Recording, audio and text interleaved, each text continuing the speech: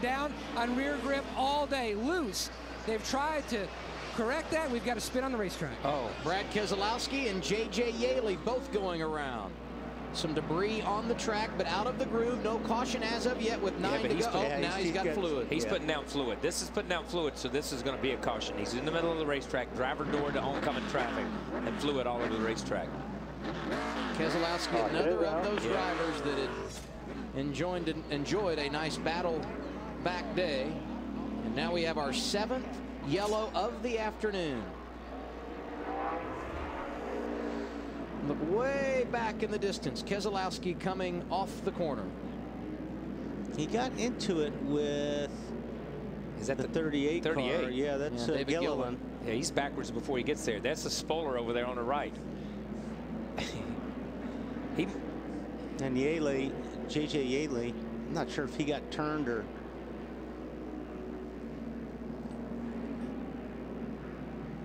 There's the 46 car right there. Looks like he got tagged by Elliott Sadler. Sadler perhaps taking out his frustrations from the incident that he was involved in a moment ago that was not of his making.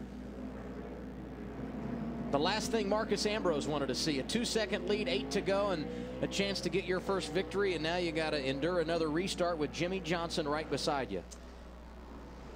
Yeah, and that's going to be, you know, we've seen Jimmie win a couple of races this year within the last 5 or 10 laps, just on the restart, just being in the right place. And if Jimmie has truly saved his rear tires, then that may be something that's going to play into their hands.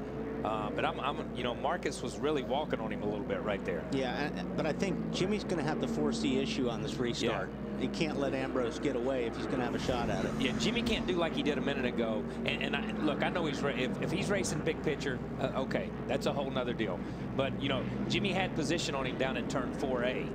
And kind of backed off on that after that one restart when they all got bunched up there and let him go. And then I thought he was going to come back on him, but Marcos just drove away from him. I'm telling you, the 47 car, he's been impressive, especially when he got out front. You can't take anything away from that team. And they rose to the occasion on that pit stop and on their calls and on their strategy. I think he might be a little bit more aggressive in this situation. Only because I think the 40. Uh-oh. What's going on here? Ambros stopped on the track. Yeah. Unless he's lost a gear. This is going to be interesting.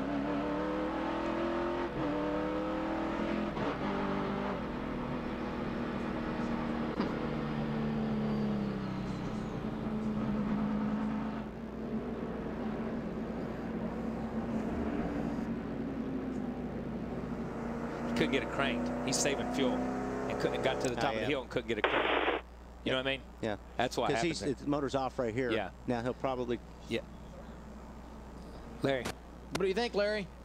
Hey, guys, there's no reason he should have to save fuel. He pitted on lap 80. That's 30 laps. Unless they're just banking that we might end up with 3 green, white checkers, they should be in great shape, especially with these cautions. I have no idea why they'd be trying to save fuel. I don't think he's going to do that again. Yeah, he was. I'm telling you, man. He let it roll around the corner and start up the hill and couldn't get it fired because he was on an angle. You know what I mean? NASCAR may not go for him doing that and losing those spots and then going back up there. I can't, you know, it's one of those deals that we got into a couple years ago, Larry. Remember, you got to maintain a speed. Exactly. And he stopped in the middle of the racetrack. If they let him go back up there, they just gave him a mulligan. Yeah, they did. I agree with that. I agree with that. Jimmie Johnson riding second as we sit right now on track, and more on him with Ralph.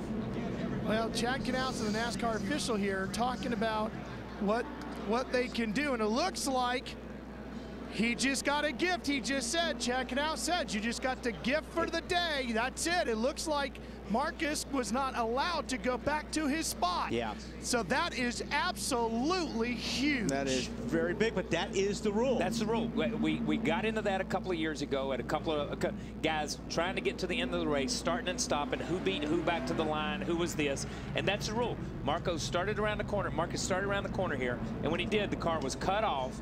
When he coasted up there, it would not fire. He had to pull over. They went around him. He lost positions. You have to maintain speed.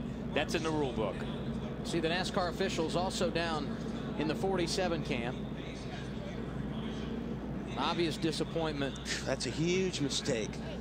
for them, but you know, you can't argue this rule. It's no, I'm not arguing the rule. I'm just saying that's a huge mistake. Oh, absolutely, no question. You can't. No question. And don't get me wrong, we've seen some strange stuff here. Jeff Gordon getting passed on the racetrack or on pit road by the 42. Yep. It's explainable. We can go back. They can explain it.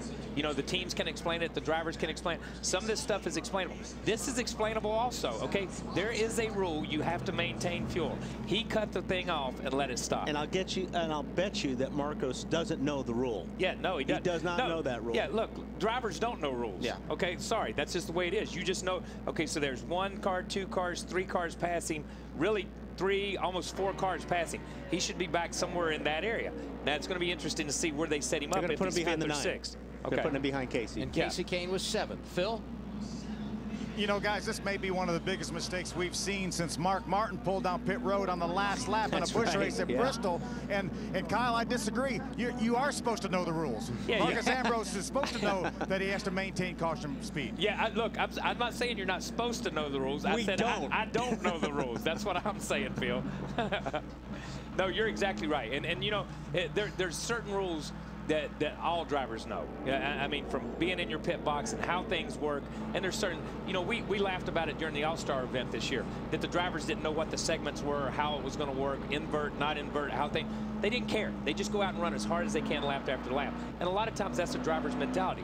You just go and drive the wheels off of it, and that's what he's done today. He has driven the wheels off of it, and now he's going to be beat by a technicality, or stands a shot to get beat. You know, it's kind of like, I'm not a soccer fan. I'll go on record and say it, but the World Cup in the final call and bringing back that the third goal the other day, which was a 2-2 tie. Sorry, man. That's just the rules. That's the way it works, man. He's way out of his element. I have no idea what he's talking about. You know why they should stop while you're behind. You know why they play soccer in Europe and not here? Never mind. I'm not going to answer that question. Go to Kyle's Corner and you'll find out. NASCAR.com. Your name's Kyle Petty, not Pele. I didn't say it was, man. But I'm going to tell you what, I agree with Phil. That may be one of the biggest mistakes since Mart pulled in. You know what I mean? I mean, that is huge for a driver to make a mistake like that and take himself that far out of the race. Yeah, you've got, what, we got 5 laps to go.